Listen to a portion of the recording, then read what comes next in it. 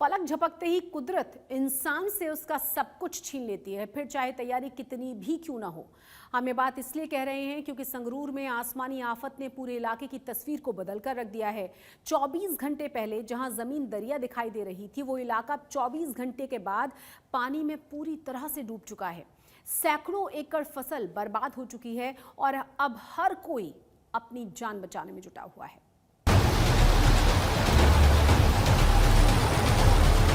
हालात संगरूर में बिगड़ते हुए दिखाई दे रहे हैं और करीब आधा दर्जन गांव इस बाढ़ की चपेट में आ रहे हैं। मकानों तक ये पानी पहुंच चुका है और हजारों एकड़ फसल इस पानी में डूब चुकी है। पानी का बहाव है जो बहुत तेज है, जिसके चलते लगातार जो बांध टूटा है उसकी चौड़ाई है वो लगातार बढ़ती जा रही है।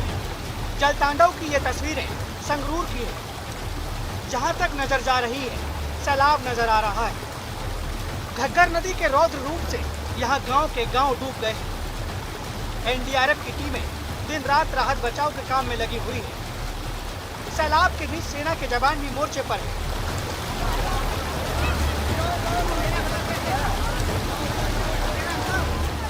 आम लोग अपना अस्तित्व बचाने की कोशिश में जुटे हैं।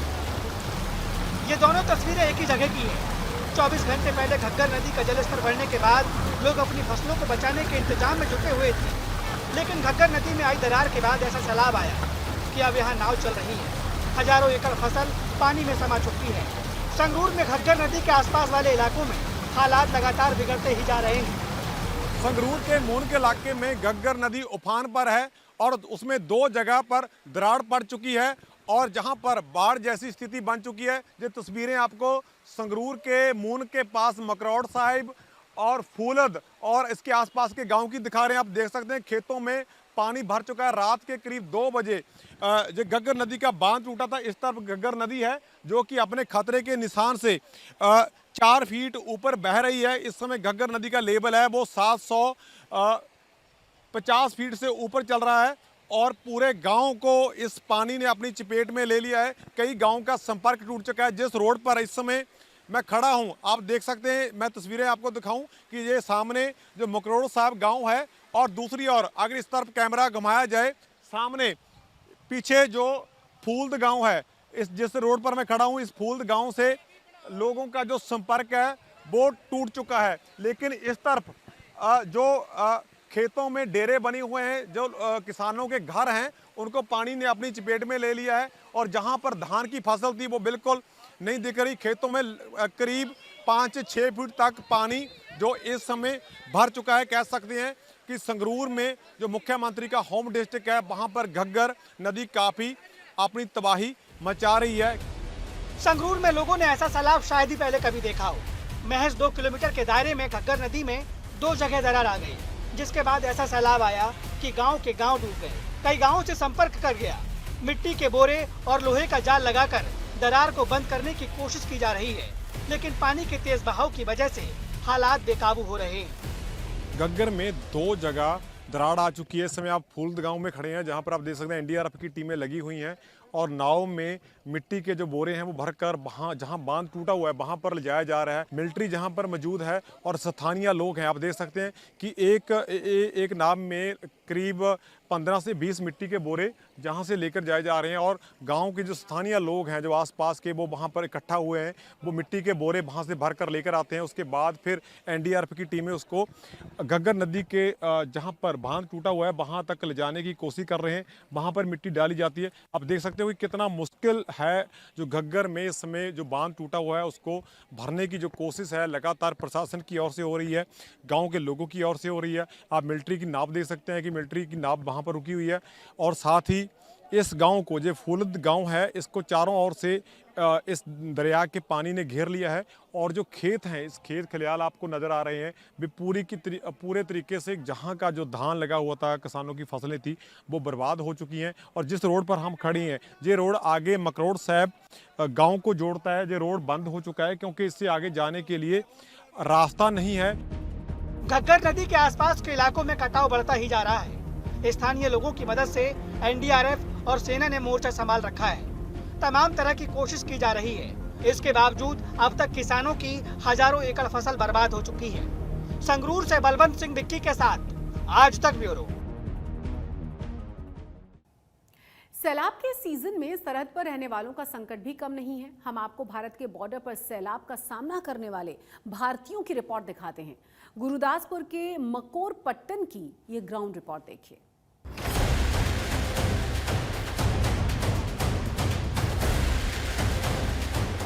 मॉनसून में सैलाब की मुसीबत से मुकाबले की ये कहानी है हिंदुस्तान के सरहदी गांव मकोरापत्तन की।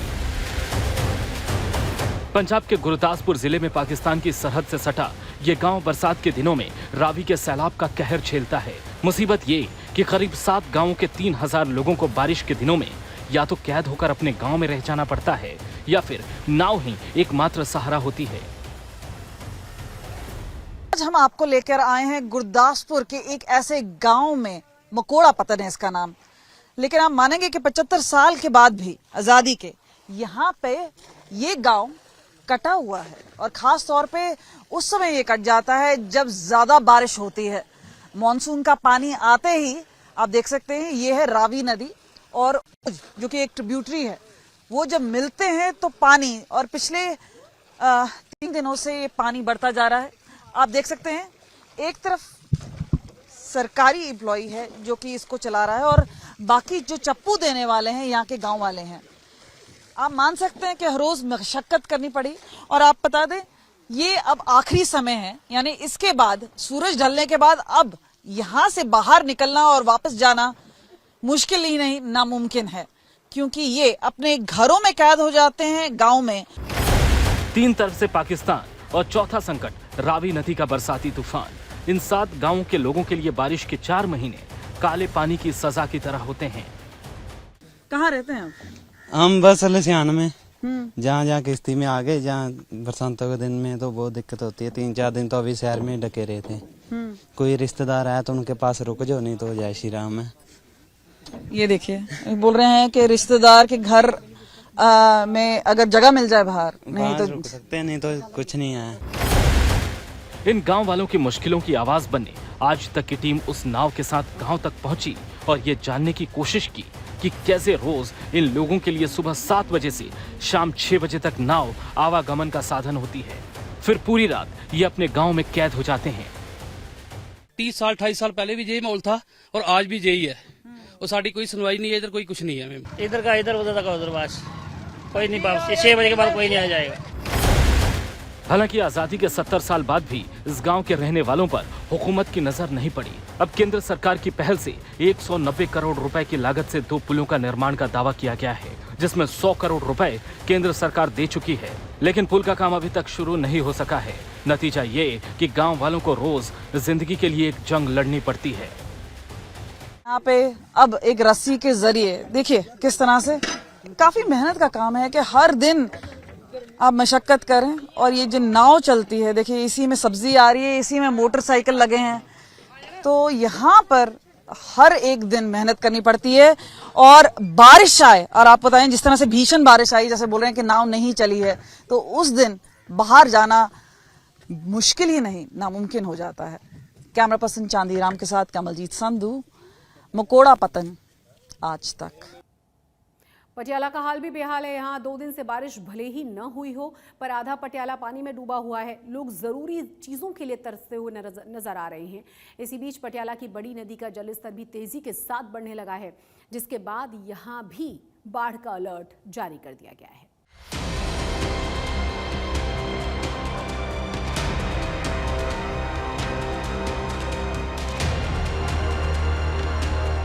पंजाब में बीते 2 दिनों से बारिश भले ही ना हुई हो, पर लोगों की मुसीबतें कम नहीं हुई।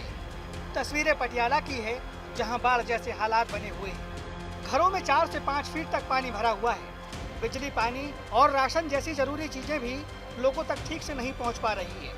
जैसे तैसे लोग खुद इस आपात स्थिति से निपट रहे हैं। इस वक्त मैं मौजूद हूँ पटियाला में, जहां पर हालात जो हैं वो खराब हैं। खराब इसलिए क्योंकि यहाँ पर घरों के अंदर पानी भर चुका है, पूरा एक फ्लोर जो है वो डूब चुका है। सबसे पहले जरा मेरे पीछे ये तस्वीरें देख लीजिए आप, जहां तक नजर जा रही है सिर्फ और सिर्फ पानी आपको नजर आ रहा है। और ये स्थिति तब है जब 2 दिन से बरसात नहीं हुई है। ये स्थिति तब है जब यहाँ पर निकासी का काम जो है वो हो रहा है। दोनों तरफ आप देखिए लोग डूब कर जाने के लिए मजबूर हैं। उस तरफ अगर आपकी नजर जाए और साथ ही साथ अगर हम आपको सामने दिखाएं तो देखिए लोग अपने ही तरीके से घरों से जो है वो पानी निकाल रहे हैं। छतों पर खड़े होकर रेस्क्यू टीमों का इंतजार कर रहे हैं ताकि उन तक राशन पहुंच पाए, खाना पहुंच पाए। 2-3 दिन से बिना बिजली, बिना खाने, बिना पानी के ये लोग रहने को मजबूर हैं। वहीं दूसरी तरफ आपको ये तस्वीर भी दिखाते हैं। ये एक घर है जिसके अंदर आप देख रहे हैं पानी ही पानी आपको नजर आ रहा होगा। कुछ ऐसी स्थिति है। कब से पानी यहाँ पर, कैसे ऐसे हालात में कब से रह रही हैं आप? आइए थोड़ा आगे आ सकती हैं। 3 दिन, ध्यान से था, गड्ढे वड्ढे नहीं हो। 3 दिन से आप ऐसे ही फंसे? हाँ जी मैडम जी, ऐसे ही फंसे। पूरे घर में पानी है? पूरे घर में पानी है मैडम जी, एक भी सामान कुछ भी नहीं रह गया। खाना पीना कैसे? खाना पीना मैडम जी धर्मशाला है, वहाँ से खा रहे हैं हम वहाँ पे जाके।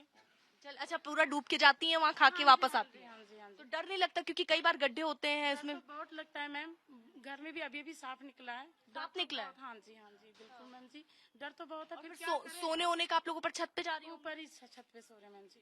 तो खतरा तो ये भी है कि पानी देखिए अब ये कब उतरता है। पूरा सामान घर का डूब गया? पूरा सामान डूबा मैम जी, मतलब कुछ भी नहीं रह गया घर पे। हम लोग के जान के सिवा कुछ भी नहीं बचा हुआ यहाँ पे। तो आप लोगों को ये नहीं लगा किसी सुरक्षित जगह पर चले जाएं, घर छोड़ दें? हम कैसे छोड़े मैम, बच्चों को लेके कैसे बचा के रिश्तेदारों के पास छोड़े, पर अपना सामान यहाँ पे सब कुछ हम छोड़ के नहीं जा पाते। 30 साल बाद एक बार फिर पटियाला में बाढ़ जैसे हालात हैं। पटियाला का करीब 40% हिस्सा पानी में डूबा हुआ है। इस बीच घरों में चोरी की वारदातों ने लोगों के दिलों में डर पैदा कर दिया है, जिस वजह से लोग असुरक्षित जगहों पर जाने से कतरा रहे हैं। चोरियां भी हो रही, साडी कॉलोनी च सारा घर बर्बाद हो गया जी। किथे जाइए असी की करिए? ऐसे टाइम पे पानी भरा तब भी चोरी हो रही है? हाँ जी हाँ बिल्कुल, चोरियां हो रही है। सिलेंडर चक रहे हैं, फ्रिज कट रहे हैं, मशीना चक रहे हैं, लोग किस्तों पर मकान ले हुए हैं। की सोना सी कितों परेंगे, की खावांगे, कितने जावांगे? खाने पीने की कोई व्यवस्था नहीं है, कुछ नहीं है, ना पानू रहे ना खानू है, ना पीने का पानी भी नहीं होगा? कुछ भी नहीं है जी सर, कुछ भी नहीं है, कुछ भी। कोई आया टीम वीम? नहीं आ रहा, कोई नहीं पूछना आ रहा, कोई सरकार नहीं पूछना आ रही। ये तो आपके अपने धर्मशाला, ये जो लोग हैं आपके अपने, वही मदद कर रहे होंगे बस, और कोई? बस में एक दूसरे की कर रहे हैं बस।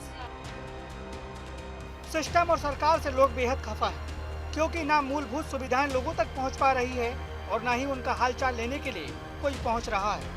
पटियाला के जो इलाके सबसे ज्यादा प्रभावित हैं, उनमें अर्बन एस्टेट फेज 1, फेज 2, चिनार बाग, फ्रेंच एनक्लेव और कोहिनूर एनक्लेव है। भारी बारिश के कारण बड़ी नदी का पानी खतरे के निशान से ऊपर बह रहा है। 30 साल बाद पटियाला में बाढ़ जैसे हालात हैं। इस बीच कुदरत के इस प्रकोप से बचने के लिए पटियाला में राजघराने की तरफ से बड़ी नदी में चूड़ा और नथ चढ़ाने की रस्म अदा की गई।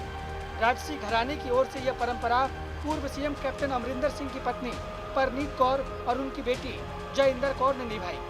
30 साल पहले भी साल 1993 में कैप्टन अमरिंदर सिंह ने यह परंपरा निभाई थी।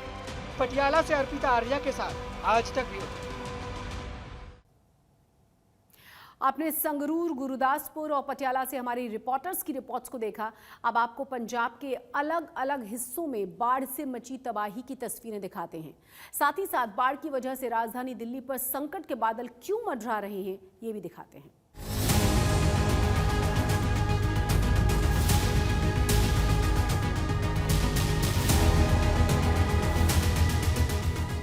पंजाब में लगातार हो रही बारिश के कारण पहाड़ी इलाकों से काफी पानी आ गया है, जिस वजह से पूरे पंजाब में बाढ़ का खतरा मंडरा रहा है। सरकार की तरफ से दी गई जानकारी के अनुसार पंजाब के 14 जिले इस वक्त बाढ़ से बुरी तरह प्रभावित हैं। फिरोजपुर में बॉर्डर एरिया के पास स्थित गांव में बाढ़ का पानी पहुंच चुका है।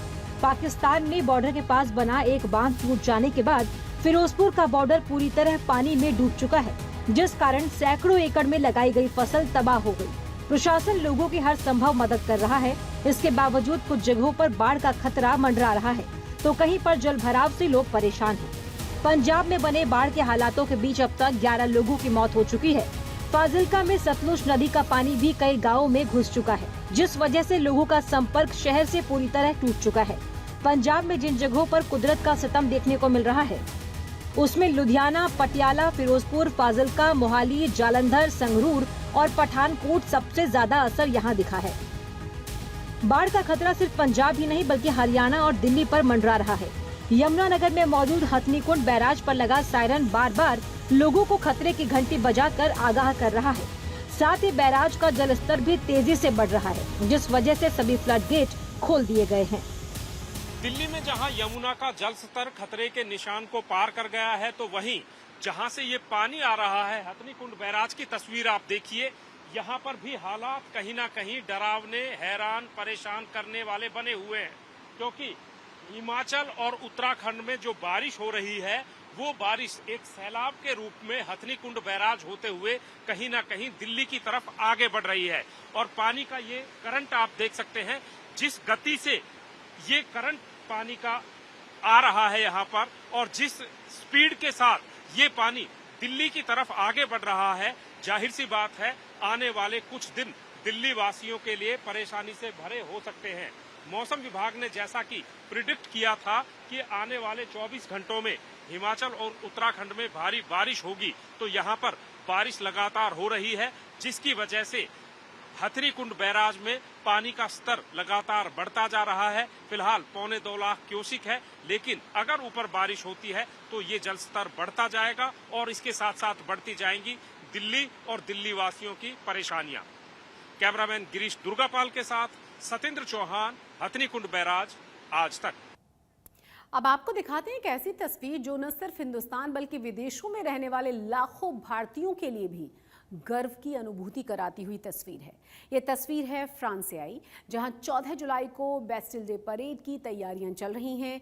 इस परेड में प्रधानमंत्री नरेंद्र मोदी बतौर चीफ गेस्ट शामिल होंगे। तस्वीरों में आप देख सकते हैं भारत की तीनों ही सेनाओं के दल भी मार्च पास्ट में हिस्सा ले रहे हैं। आपको बता दें कि 107 सालों में पहली बार भारतीय सेना की Punjab regiment Bastille day parade के दौरान पेरिस में फ्रांसीसी सैनिकों के साथ मार्च करेगी। इंडियन आर्मी की